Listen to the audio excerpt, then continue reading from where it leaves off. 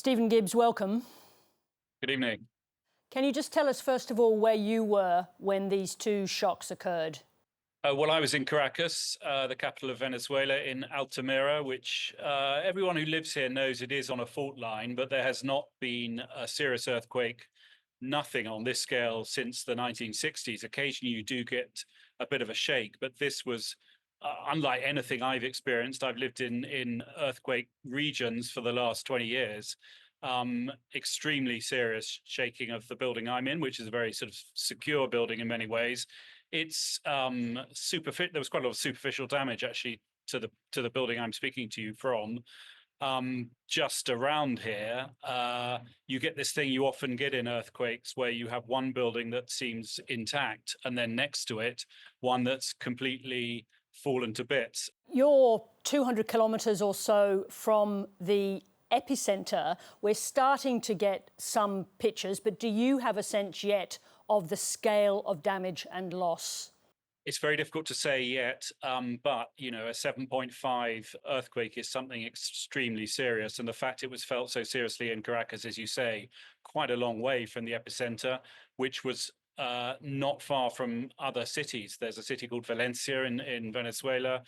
Moron was the town, really, the coastal town where the epicenter was. We haven't got reports out of there yet, but I can tell you, just say 30 kilometers from where I am and towards that direction is where the international airport of Caracas is. That was quite badly damaged. It's been closed, its roof collapsed. And around there, unfortunately, there are a whole lot of hotels. And there is one that's actually quite a well-known hotel in that region that totally collapsed. It's got 105 rooms and there are images of it just rubble. We understand there may be some baseball players' families there because there was a baseball match coming up in the next few days. So, you know, it's just emerging this, but unfortunately, it would appear that although we don't have really numbers of fatalities yet, it could be really quite high. Yes, so those numbers of possible fatalities are moving around a bit. What kind of level of communication actually do you have across the country and towards the epicenter of the earthquake? Well, one of the problems we've got is that this is a country that's been in crisis for the last 10 to 15 years. So things like communications are quite weak, and the sort of infrastructure of rescue services is also unfortunately quite weak. We're getting sort of anecdotal evidence of buildings destroyed and people with missing family members there.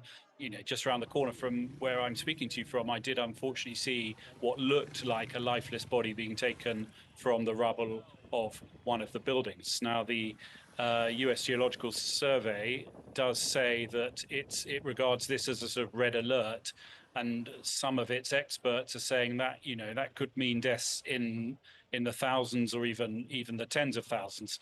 Let's hope not, but it seems very unlikely that this will be one of these events with a very few fatalities because of the nature of where the epicenter was and the vulnerability to a certain extent of this nation. And I should say the timing. This happened just after 6 p.m. In many ways the worst time because it's when families are usually at home. And it's those that are inside buildings that are, of course, most vulnerable. Obviously, Venezuela's been through extreme turmoil this year. Is the government, are the emergency services in a position to deal with such a large-scale disaster? Yeah, I mean, the problem with the rescue services is not just this year. It goes back quite a long time. This is a sort of country that's seen its public services collapse. And just near where I'm speaking to you from, actually, where there was one building that was collapsed, one of the neighbors there said to me, the rescue workers were asking him if he had any ropes or anything like that. So that, you know, he thought that was, you know, a sad state of affairs. But as you say, this is a country that's had no shortage of drama in the last few months, with President Maduro being captured by US military and taken out of the country. One consequence of that is you actually have now a more openly pro-US government here. And President Trump of the United States has been playing on that a bit by saying, you know, it's a disaster what's happened with this earthquake in Venezuela. We have some new friends, I think he said, and we're ready to help them out. So I wouldn't be surprised if we see some pretty substantial US aid coming in if this does turn into be the disaster we think it might be. Yeah, how high will the expectations be in Venezuela of a very substantial response from the United States, given that they have played such a heavy role in, as you say, in removing Maduro and putting Delcy Rodriguez in place? Yeah, I mean, I think there are quite high expectations. It's in some ways an opportunity, of course, for the United States to say, you know, we're going to be with you through thick and thin. It's not just a question of running this country, as Trump sometimes says he does, in order to have control of its oil industry. It's also to be there to use US expertise to help out. We're also, I should say, hearing from the region. You know, this is a region that is used to earthquakes. So there are experts all over the place, from El Salvador, Brazil, Mexico, all of those governments we've been hearing in the last few hours saying, look, we're ready to help if needed. Do you think that the current leader of the government, Delcy Rodriguez, is in a position to run an operation of this scale, a rescue operation of this scale? I mean, in a way, you know, Chavismo. She's been part of this group that's run Venezuela for the last quarter of a century. One of the things, arguably, you know, they're quite good at is emergencies. I mean, it's a tragedy, but it's also a test and possibly an opportunity for her to say, look, you know, whatever the differences of this country has over the government, you know, now we're going to try and pull together. But the problem really is the sort of under-resourced public services. A lot of this country doesn't have reliable electricity.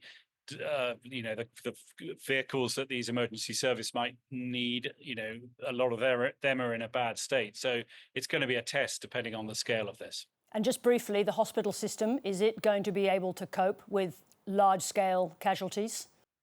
Sadly, unfortunately not. No, it's one of the things that's really deteriorated in the last few years, really. This is a country that's, you know, seen its GDP collapse by 75% and 25% of its entire population leaving, a lot of them people who worked in the medical industries or the medical services.